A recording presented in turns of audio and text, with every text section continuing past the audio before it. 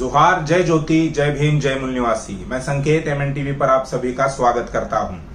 2020 अक्टूबर 2020 में बिहार विधानसभा के चुनाव होने वाले हैं और इसकी तैयारियां सभी राजनीतिक दलों ने शुरू कर दी है। 7 जून से ये तैयारियां शुरू हुई।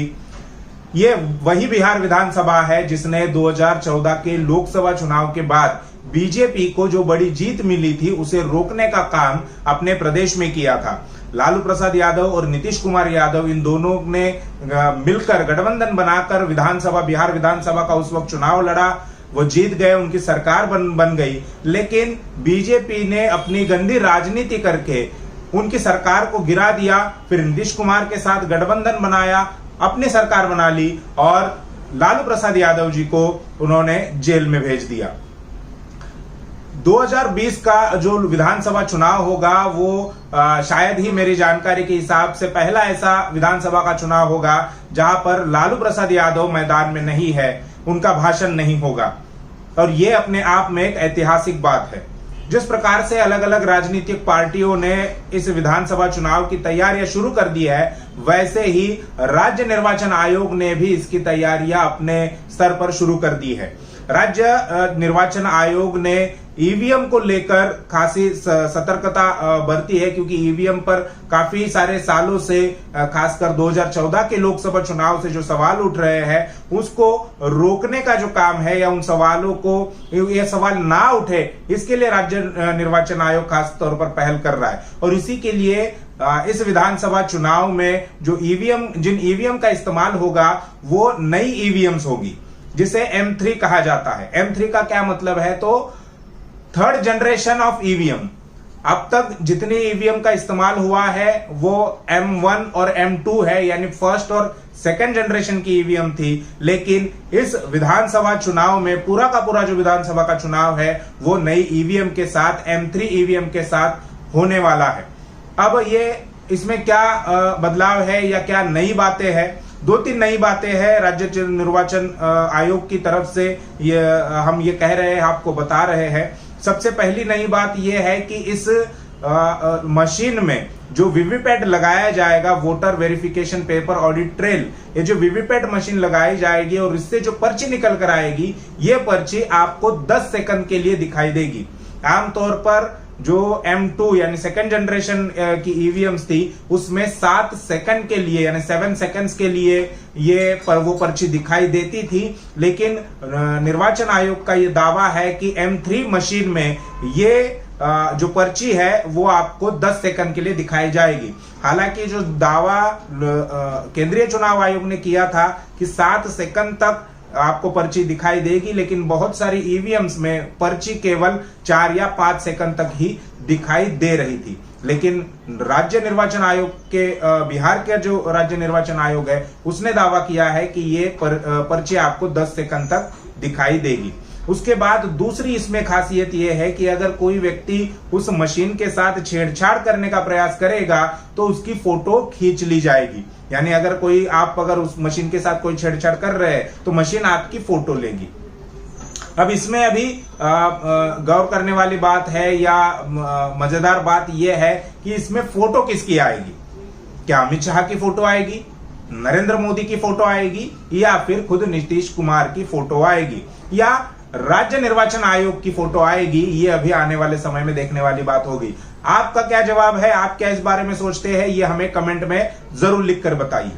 तीसरी महत्वपूर्ण बात ये इन नई मशीनों की एक खासियत यह है कि अगर थोड़ी बहुत भी अगर कोई छेड़छाड़ करने की कोशिश करेगा तो वो मशीन अपने आप ही बंद हो जाएगी। यानी आप अगर उसका स्क्रू भी निकालने की कोशिश करोगे तो भी ये मशीन जो है वो अपने आप ही बंद हो जाएगी। ये खासियत राज्य निर्वाचन आयोग ने नई मशीनों के बारे में जो है बताई है। राज्य निर्वाचन आयोग ने आगे ये भी बताया है कि इन मशीनों के साथ, ये जो नई मशीनें हैं, इसके साथ छेड़छाड़ नहीं की जा सकती या छेड़छाड़ की संभावना जो है, धांधली की जो संभावना है वो कम है। इसी बात पर तंज कसते हुए बहुजन मुक्ति पार्टी ने अपने ट्विटर हैंडल पर ये तंज कसा है, ये लिखा है कि अगर इन नए मशीनों में छेड़छाड़ नहीं की जा सकती या इसमें धांधली की संभावना कम है या धांधली नहीं हो सकती, तो इसका मतलब यह है कि पुराने मशीनों में धांधली की जा सकती थी, पुराने मशीनों में छेड़छाड़ की जा सकती थी। अब ये जो दावा राज्य निर्वाचन आयोग ने किया है कि ये नई मशीनें हैं, तो क्या सच में ये नई मशीनें हैं, इनका पहले इस्तेमाल नहीं किया है? तो इसका जवाब है कि इन मशीनों का इस्तेमाल 2019 के लोकसभा चुनाव में उत्तर प्रदेश, मध्य प्रदेश और आंध्र प्रदेश, इन 3 राज्यों में किया था। और इन्हीं 3 राज्यों से ये मशीनें अभी राज्य चुनाव आयोग बिहार लाने की जो प्रक्रिया है वो राज्य चुनाव आयोग ने, राज्य निर्वाचन आयोग ने शुरू कर दी है। तो इसका मतलब ये पहली बार इन मशीनों का इस्तेमाल हुआ है, ये कहना सही नहीं है। रही बात इन मशीनों के साथ छेड़छाड़ ना होने की, तो जब 2019 के लोकसभा चुनाव में इन उत्तर प्रदेश में इन मशीनों का इस्तेमाल हुआ, उसके बाद मायावती, जो कि बहुजन समाज पार्टी की राष्ट्रीय अध्यक्ष है, सुप्रीमो है, उन्होंने इन मशीनों पर धांधली का आरोप लगाया था। और इसमें यह भी आरोप उन्होंने लगाया था कि बीजेपी ने यह धांधली की है। यानी ये जो नई मशीनें हैं उन पर जो निर्वाचन आयोग का कहना है कि धांधली की संभावना नहीं है या कम है या धांधली नहीं हो सकती, तो ये वाद भी गलत है।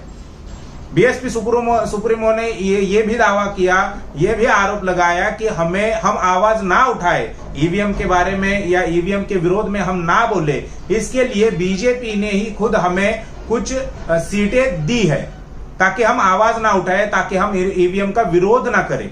ये भी उन्होंने उस वक्त आरोप लगाया था। तो ये कहना कि ये ईवीएम नहीं है और इसमें कोई छेड़छाड़ नहीं हो सकती, इसमें आरोप नहीं लग सकते, तो ये दावा भी निर्वाचन आयोग का कुछ सही नहीं लग रहा। ईवीएम के बारे में आपका क्या कहना है, ये हमें कमेंट बॉक्स में जरूर लिखकर बताइए।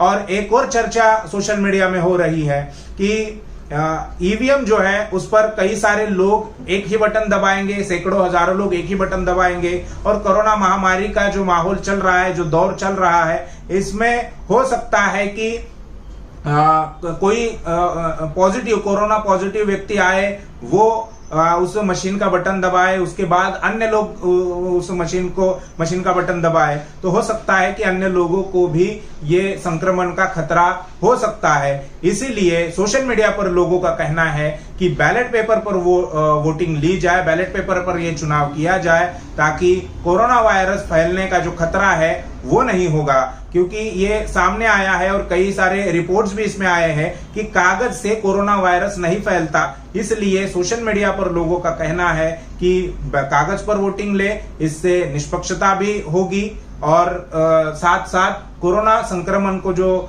फैलने का जो धोखा या संभावना ईवीएम के वजह से होगी, वो कागज की वजह से नहीं होगी।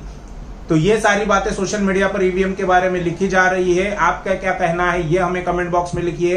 क्या आप ईवीएम से वोट करना चाहेंगे या आप बैलेट पेपर से वोट करना चाहेंगे, ये हमें कमेंट बॉक्स में जरूर लिखकर बताइए। शुक्रिया।